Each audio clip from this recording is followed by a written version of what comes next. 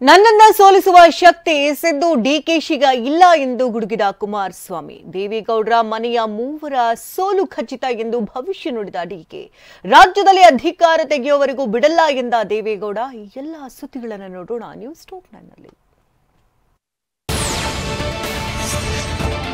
ಬೆಂಗಳೂರು ದಕ್ಷಿಣ ಕ್ಷೇತ್ರದಲ್ಲಿ ಬಿಜೆಪಿ ಅಭ್ಯರ್ಥಿ ತೇಜಸ್ವಿ ಸೂರ್ಯಪುರ ಅಮಿತ್ ಶಾ ನಿನ್ನೆ ಸಂಜೆ ಭರ್ಜರಿ ರೋಡ್ ಶೋ ನಡೆಸಿದ್ರು.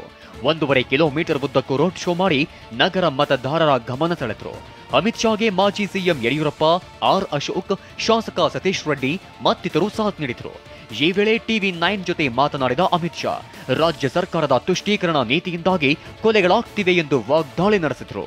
कर्नाटक में कांग्रेस का सरकार इधर टैक्स का मुद्दा है, उसके साथ साथ ड्रॉट का मुद्दा भी खड़ा है. आज कर्नाटक का मुख्यमंत्री ने आपका नाम लेके बयान दिया है. अमित शाह ने भरोसा किया था दिसंबर में मीटिंग करेगा बोल के, अभी तक वादा नहीं निभाया बोल के. वो कांग्रेस का अभियान के बारे में क्या बोलना चाहते हैं?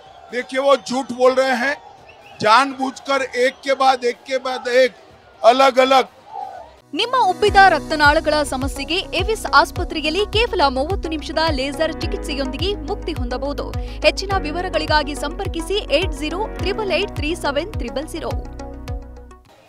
आवेदन पत्र देते गए जिसके कारण लेट हुआ है और उन्होंने सारा पैसा अपने वादों में खर्च कर दिया.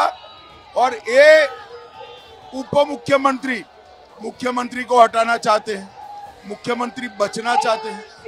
बेंगलुरु में इतनी बाढ़ आई, कोई मैनेजमेंट नहीं था, बेंगलुरु को डुबा कर रख दी.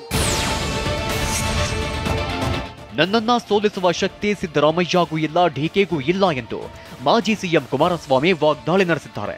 ಮಂಡ್ಯ ಜಿಲ್ಲೆಯ ಮದ್ದೂರಿನಲ್ಲಿ ನಿನ್ನೆ ನಡೆದ ಬಹಿರಂಗ ಸಮಾವೇಶದಲ್ಲಿ ಮಾತನಾಡಿದ ಎಚ್ಡಿಕೆ, ಸಿಎಂ ಡಿಸಿಎಂ ನಾನು ಗೆಲ್ಲಲ್ಲ ಅಂದಿದ್ದಾರೆ, ಆದರೂ ನನ್ನನ್ನು ಸೋಲಿಸುವ ಗೆಲ್ಲಿಸುವ ಶಕ್ತಿ ಇರೋದು ಮಂಡ್ಯ ಜನರಿಗೆ ಮಾತ್ರ ಎಂದು ತಿರುಗೇಟು ನೀಡಿದ್ರು. ನನ್ನನ್ನ ಮಂತ್ರಿ ಮಾಡೋದಾದ್ರೆ ನಾನು ಮೋದಿ ಅವರನ್ನ ಕೇಳ್ತೇನೆ, ಸ್ವತಂತ್ರವಾಗಿ ಅಧಿಕಾರ ನಡೆಸಲು ಕೊಡಿ ಅಂತ ಕೇಳ್ತೇನೆ. ಮಂಡ್ಯ ಅಭಿವೃದ್ಧಿ ಮಾಡದಿದ್ರೆ ಮತ್ತೆ ಮಂಡ್ಯಕ್ಕೆ ಬರುವುದಿಲ್ಲ ಎಂದು ಕುಮಾರಸ್ವಾಮಿ ಮದ್ದೂರಿನಲ್ಲಿ ಹೇಳಿದ್ರು. 5 ವರ್ಷದಲ್ಲಿ ರಾಜ್ಯದ ನೀರಾವರಿ ಯೋಜನೆ ಪೂರ್ಣಗೊಳಿಸುತ್ತೇನೆ, ಇದೊಂದು ಬಾರಿ ನನ್ನನ್ನ ಪರೀಕ್ಷೆ ಮಾಡಿ ಅವಕಾಶ ಕೊಡಿ ಎಂದು ಮನವಿ ಮಾಡಿದ್ರು. ಈ ಲೋಕಸಭಾ ಚುನಾವಣೆಯಲ್ಲಿ ದೇವೇಗೌಡರ ಮನೆಯಿಂದ ಮೂವರ ಸೋಲು ಖಚಿತ ಎಂದು ಡಿಸಿಎಂ ಡಿಕೆ ಶಿವಕುಮಾರ್ ಹೇಳಿದ್ದಾರೆ. ಕುಮಾರಸ್ವಾಮಿ ಹಾಸನ ಜಿಲ್ಲೆಯಿಂದ ರಾಮನಗರ, ಚನ್ನಪಟ್ಟಣಕ್ಕೆ ಬಂದರು. ಚನ್ನಪಟ್ಟಣದಿಂದ ಈಗ ಮಂಡ್ಯಕ್ಕೆ ಹೋಗಿದ್ದಾರೆ. ಈ ಚುನಾವಣೆಯಲ್ಲಿ ನಿಮ್ಮ ಕುಟುಂಬದ ಮೂವರು ಸೋಲ್ತಾರೆ.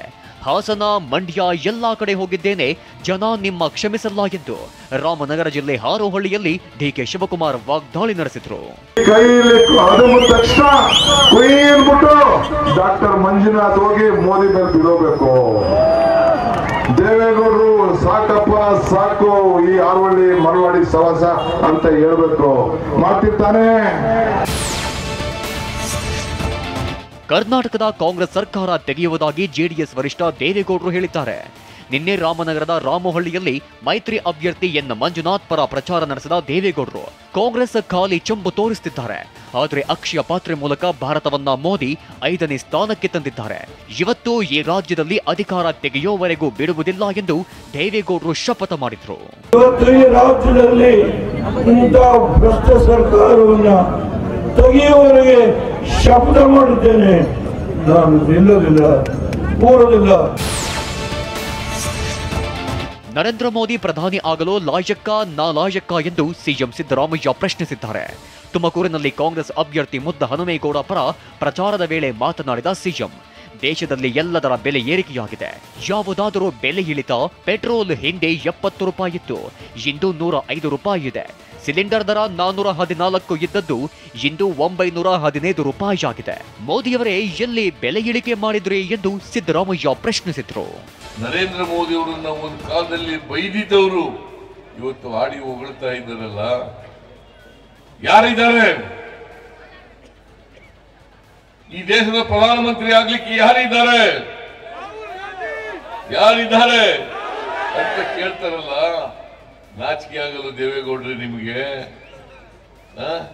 ನೀವು ಪ್ರಧಾನಿ ಆಗುವಾಗ ಈ ದೇಶದಲ್ಲಿ ಯಾರು ಪ್ರಧಾನಮಂತ್ರಿ ಆಗ್ತಾರೆ ಅಂತೇಳಿ ಘೋಷಣೆ ಮಾಡಿದ್ರ?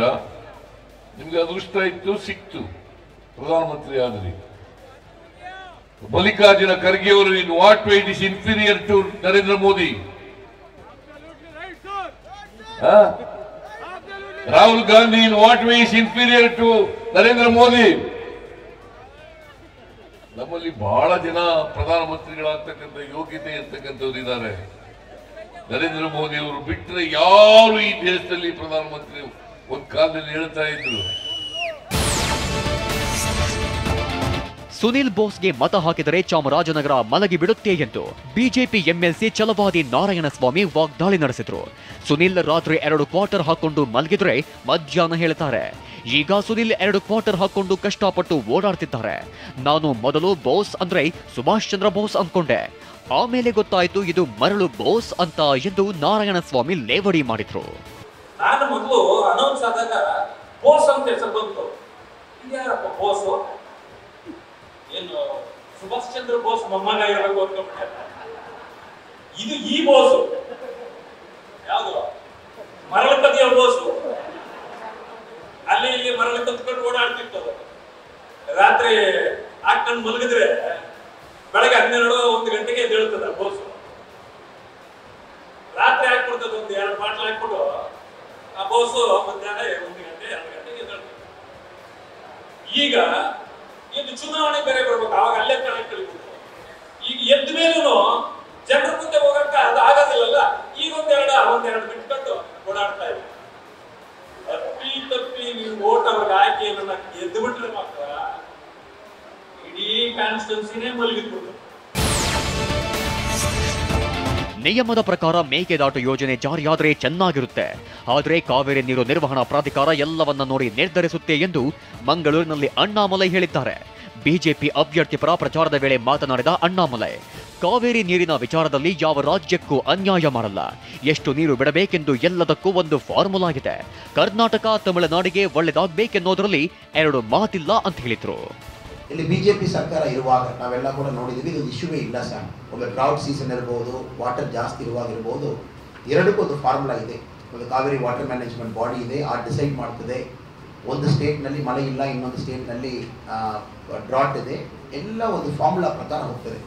ಇದರಲ್ಲಿ 100% ಪಾಲಿಟಿಕ್ಸ್ ಮಾಡಬೇಕು ಅವಶ್ಯಕತೆ ಇಲ್ಲ ಸರ್. ಇದೆಲ್ಲ ಕೂಡ ನ್ಯಾಷನಲ್ ಪಾರ್ಟೀಸ್ ಇದ್ದೀವಿ, ನಾವೆಲ್ಲರೂ ಕೂಡ ಯಾರಿಗೆ ಅನ್ಯಾಯ ಆಗಬಾರ್ದಿದ್ದೀವಿ. ಇದರಲ್ಲಿ ಎಲ್ಲ ಕೂಡ ಒಂದು ಪ್ರಾಬ್ಲಮ್ ಇದೆ.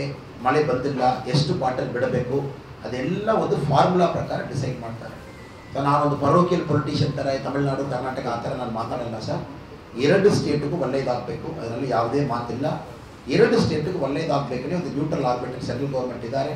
ಇಲ್ಲಿ ಜನ ಚೆನ್ನಾಗಿರಬೇಕು, ಅಲ್ಲಿ ಜನ ಚೆನ್ನಾಗಿರಬೇಕು. ಪೊಲಿಟಿಕ್ಸ್ ಬಿಟ್ಬಿಡಿ ಸರ್. ಸಚಿವ ಶಿವರಾಜ್ ತಂಗಡಿಯನ್ನ ಮಂತ್ರಿ ಎನ್ನಬೇಕೋ ಕಂತ್ರಿ ಎನ್ನಬೇಕೋ ಎಂದು ಶಾಸಕ ಜನಾರ್ದನ ರೆಡ್ಡಿ ಲೇವಡಿ ಮಾಡಿದ್ದಾರೆ. ಕೊಪ್ಪಳ ತಾಲೂಕಿನ ಹ್ಯಾಟಿ ಮಂಡರಗಿಯಲ್ಲಿ ಮಾತನಾಡಿದ ಅವರು, ಮೋದಿ ವಿರುದ್ಧ ಸಚಿವ ಶಿವರಾಜ ತಂಗಡಗಿ ಮಾತನಾಡುತ್ತಿದ್ದರೆ ಜನರು ಮಂತ್ರಿ ಅಂತ ಕರೆಯಲ್ಲ, ಬದಲಾಗಿ ಕಂತ್ರಿ ಎಂದು ಕರೀತಾರೆ. ಕಾಂಗ್ರೆಸ್ ಅಂದ್ರೆ ಸಂಸ್ಕೃತಿ ಇಲ್ಲದ ಪಕ್ಷ ಎಂದ ಜನಾರ್ದನ ರೆಡ್ಡಿ, ಭಾರತ್ ಮಾತಾ ಕಿ ಜೈ ಎನ್ನಲು ಇಲ್ಲಿ ಪರವಾನಗಿ ಪಡಿಬೇಕು ಎಂದು ವಾಗ್ದಾಳಿ ನಡೆಸಿದ್ರು.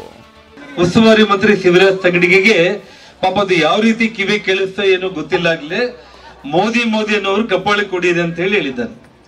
ಇಂಥ ಭೂಮಿಯಲ್ಲಿ ಈ ರೀತಿ ಮಾತಾಡೋ ಒಬ್ಬ ಈ ಜಿಲ್ಲಾ ಉಸ್ತುವಾರಿ ಮಂತ್ರಿ ಶಿವರಾಜ್ ತಂಗಡಿಗೆ ಏನಿದ್ದಾರೆ ಮಂತ್ರಿ, ಅವ್ರನ್ನ ಮಂತ್ರಿ ಅಂತ ನಾವ್ ಹೇಳ್ಬೇಕು, ಕಂತ್ರಿ ಅಂತ ಹೇಳ್ಬೇಕು, ಆ ಭಗವಂತನಿಗೆ ಗೊತ್ತು.